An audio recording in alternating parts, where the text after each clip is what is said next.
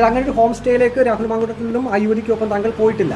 ഒരു യുവതിക്കൊപ്പവും ഞാൻ പോയിട്ടില്ല. ആ സമയത്ത് വണ്ടി ഓടിച്ചിട്ടില്ല, അവിടെ പോയിട്ടില്ലെന്ന് ഞാൻ എങ്ങനെ തെളിയിക്കും? പോലീസ് അന്വേഷിച്ച് കണ്ടുപിടിക്കട്ടെ. ഞാൻ അങ്ങനെ പോയിട്ടില്ല എന്ന് എനിക്ക് 100% എൻ്റെ മനസാക്ഷിയുടെ കോടതിയിൽ എനിക്ക് വിശ്വാസമുണ്ട്. ഇതിൽ കൂടുതൽ ഒരു സ്ഥാനാർത്ഥിയല്ലെന്ന് ഞാൻ എന്ത് പറയണം?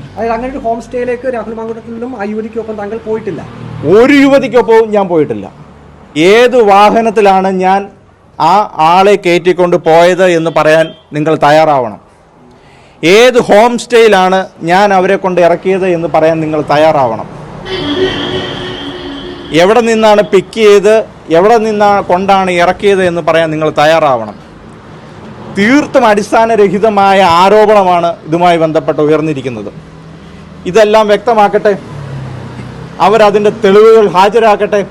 അവരുടെ കയ്യിൽ തെളിവില്ല എങ്കിൽ പോലീസ് അത് അന്വേഷിച്ച് അതിൽ എന്തെങ്കിലും ഒരു കഴമ്പുണ്ടായെങ്കിൽ, എന്തെങ്കിലും ഒരു തെളിവ് ഉണ്ടായെങ്കിൽ ഞാൻ എൻ്റെ സ്ഥാനാർത്ഥിത്വം പിൻവലിക്കാൻ തയ്യാറാണ്. ഇതിൽ കൂടുതൽ ഒരു സ്ഥാനാർത്ഥി എന്ന നിലയിൽ ഞാൻ എങ്ങനെ പ്രതികരിക്കണം ഈ വിഷയത്തെപ്പറ്റി? തീർത്തും അടിസ്ഥാനരഹിതമായ പച്ചക്കള്ളം ആണ് ആ പരാതിയിൽ മുഴുവനായിട്ട് എഴുതി പിടിപ്പിച്ചിരിക്കുന്നത്. ഇത് കൃത്യമായ ഗൂഢാലോചനയാണ്. ഇതിൻ്റെ ഗൂഢാലോചന പുറത്തു വരണം. ഇതിൽ ഞാൻ ഇന്നലെ DGPക്ക് എൻ്റെ പരാതി ഞാൻ മെയിൽ ചെയ്തിട്ടുണ്ട്. വക്കീലുമായി സംസാരിച്ച് കോടതി മുഖാന്തരം തുടർ നടപടികൾ സ്വീകരിക്കണമെന്നാണ് ആഗ്രഹിക്കുന്നത്.